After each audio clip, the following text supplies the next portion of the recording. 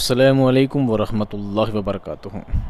अज़ीज़ तलबा, मैं मोहम्मद शहज़ाद ख़ान आप तमाम ही का अपने चैनल SK डिवीज़न में खैर मकदम करता हूँ। आप तमाम ही का तहे दिल से इस्तक़बाल करता हूँ।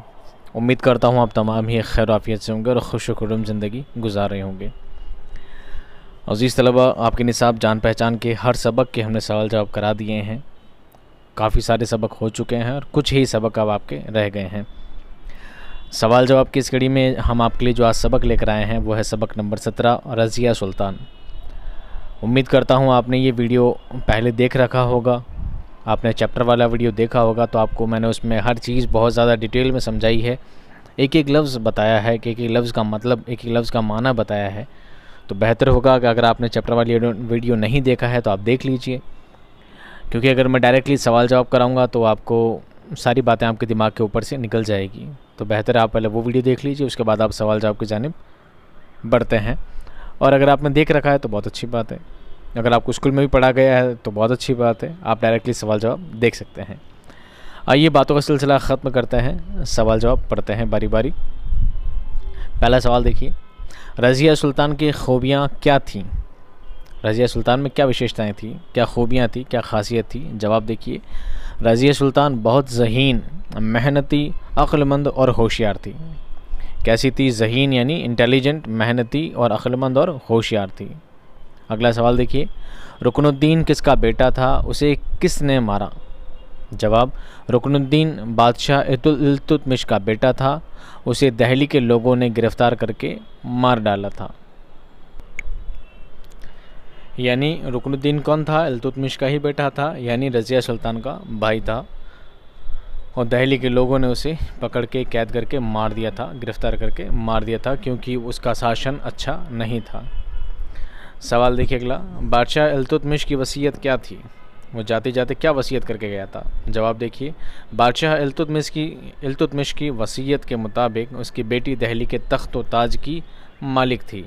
यानी वो जानता था उसका बेटा अच्छा नहीं है, एक अच्छा शासक नहीं बन सकता है, तो इल्तुतमिश ने ये वसीयत की थी कि मेरे मरने के बाद मेरी बेटी को यहाँ का शासक बनाया जाए, राजा बनाया जाए।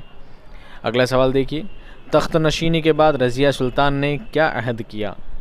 जवाब, रज़िया ने अहद किया कि मैं आवाम की भलाई और सल्तनत के तरक्की के लिए काम करूँगी और उस वक्त तक चैन से नहीं बैठूँगी जब तक ये साबित ना कर दूँ कि मैं किसी मर्दों से कम नहीं हूँ। जब तक ये बात नहीं कर दूँगी तब तक मैं चैन से दम नहीं लूँगी। अगला देखिए, रज़िया सुल्तान ने मीर आखुर का ओहदा किसे दिया? जवाब, रज़िया सुल्तान ने मीर आखुर का सबसे बड़ा ओहदा एक हबशी गुलाम याकूत को दिया, क्योंकि वो ईमानदार और जफाकश था। कैसा था? ईमानदार था और जफाकश था।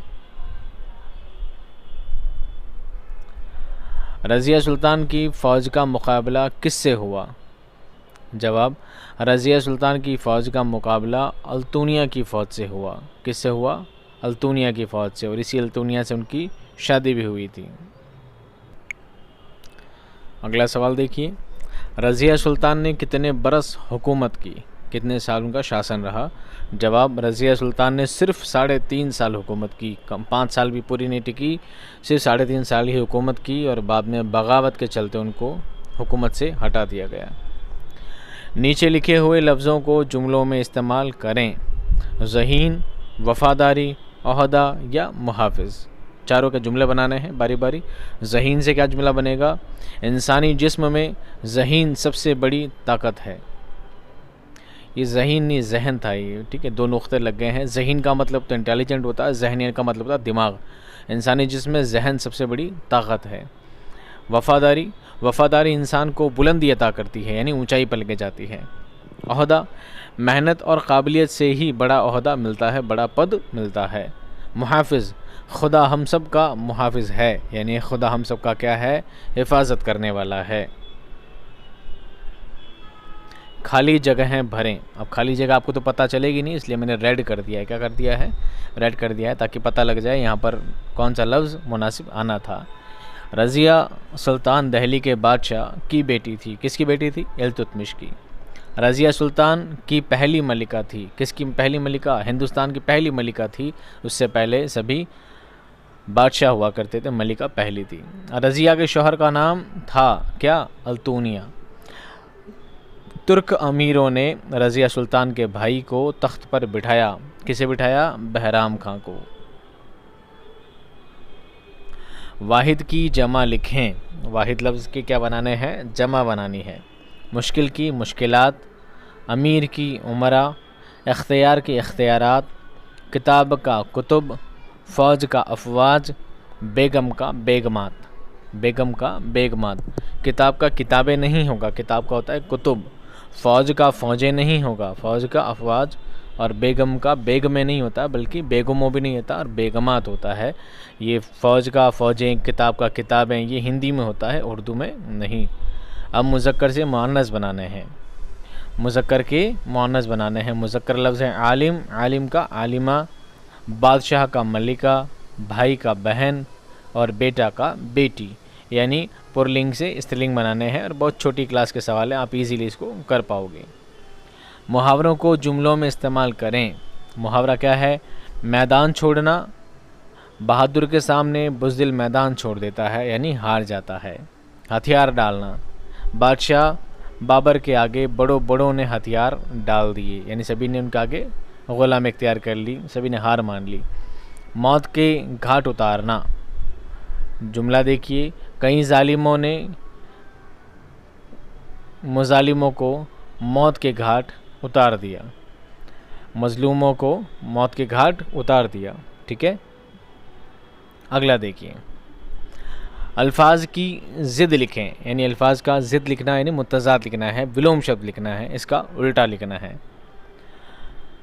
अल्फाज का मुतज़ाद क्या होगा? भलाई का बुराई, खुशहाली का बदहाली, अमन का बदअमनी और शिकस्त का फ़तह। भलाई यानी आप जानते हैं भलाई का बुराई, खुशहाली भी, खुशहाली यानी खुशी, खुशहाली का बदहाली, अमन यानी शांति, अमन का बदअमनी, शिकस्त यानी पराजय यानी हारना, फ़तह यानी जीत, जिसे विजय कहते हैं। क्या कहते हैं? विजय।